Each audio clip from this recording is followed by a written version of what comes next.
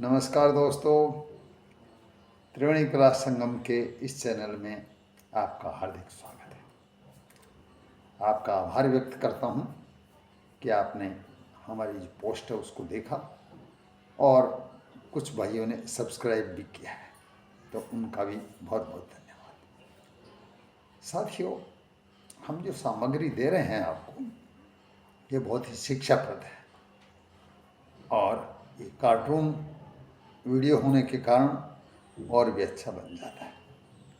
तो आज की इस पोस्ट में हम आपको बता रहे हैं कि एक लालची व्यक्ति होता है, तो वो जो जाकर के और राजा के पास में जाता है और कहलवाता कि भाई आपका बड़ा भाई आया। तो राजा ने उसको बुलाया, बैठाया, हालचाल पूछे और उसको 10 मोहरें दी। तो साधु ने कहा कि ये तो बहुत कम मोहरें हैं, 10 तो फिर राजा ने जो सोच समझ के उसको 100 मोहरें दे दी। अब वो लेकर के चला गया। तो अब वो क्या है कि उसको खाने पीने को मिल गया, उसको तो बिना कमाए, तो वह आलसी तो था ही, तो काम करना उसने बंद कर दिया। तो साथियों, काम करना बंद करने से उसको कोई फायदा नहीं। जब मंत्री ने पूछा कि महाराज आपने इसको, आलसी आदमी है, काम नहीं किया और नहीं दिया, 100 मोहरें दे दी, तो उसने कहा कि देखो, कोई आदमी जो जैसी अपेक्षा रखता है उसको ऐसा मिल जाता है, तो वह भी सही राह पर चल पड़ता है और देने वाले की भी वही होती है, उसकी कीर्ति बढ़ती है। तो हमने कोई गलत नहीं किया है। तो साथियों, ये हमारे जीवन में लाभ होती है कि हमें काम करना चाहिए, बिना काम किसी का पैसा नहीं लेना चाहिए, मदद भी नहीं लेनी चाहिए। तो आप देखिए इस पोस्ट को और सब्सक्राइब करें, सुझाव दें। अगर कोई सुझाव ठीक लगा तो हम उसमें संशोधन करेंगे हमारी पोस्ट में। और आज के बच्चों को ये ज्ञानवर्धक कहानियाँ ज़रूर बताएं, क्योंकि उनको इससे सही दिशा मिलेगी और सही दिशा जीवन में बहुत ज़रूरी है। चलिए फिर मिलते हैं अगली बार। नमस्कार। किसी राजमहल के द्वार पर एक साधु आया और द्वारपाल से बोला कि भीतर जाकर अपने राजा से कह दो कि उनका भाई आया है। द्वारपाल ने सोचा शायद कोई दूर के रिश्ते में राजा का भाई होगा जो कि संन्यास लेकर साधुओं की तरह रह रहा हो। उसने अंदर जाकर राजा को सूचना दी। सूचना मिलने पर राजा मुस्कुराया और साधु को भीतर बुलाकर अपने पास बैठा लिया। साधु ने पूछा, कहो अनुज, क्या हाल चाल है तुम्हारे?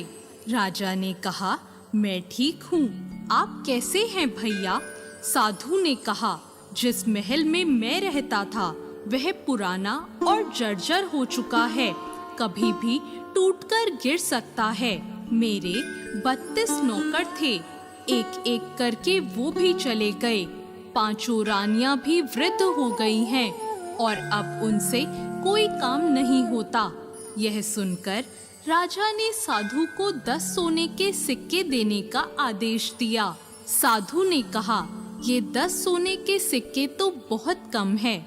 तब राजा ने कहा, इस बार राज्य में सूखा पड़ा है, अब इतने में ही संतोष कर लें। साधु बोला, तुम मेरे साथ 7 समुंदर पार चलो, वहाँ सोने की खदानें हैं। मेरे पैर पड़ते ही समुद्र सूख जाएगा। मेरे पैरों की शक्ति तो आप भी देख चुके हैं। अब राजा ने साधु को 100 सोने के सिक्के देने का आदेश दे दिया। 100 सोने के सिक्के लेकर साधु चला गया। साधु के जाने के बाद मंत्रियों ने आश्चर्य से पूछा, क्षमा करिएगा राजन, लेकिन जहाँ तक हम जानते हैं आपका तो कोई बड़ा भाई नहीं है, फिर आपने इस ठग को इतना इनाम क्यों दे दिया? राजा ने कहा, देखो मैं समझाता हूँ, भाग्य के दो पहलू होते हैं, राजा और रंक। इस नाते उसने मुझे अपना भाई कहा।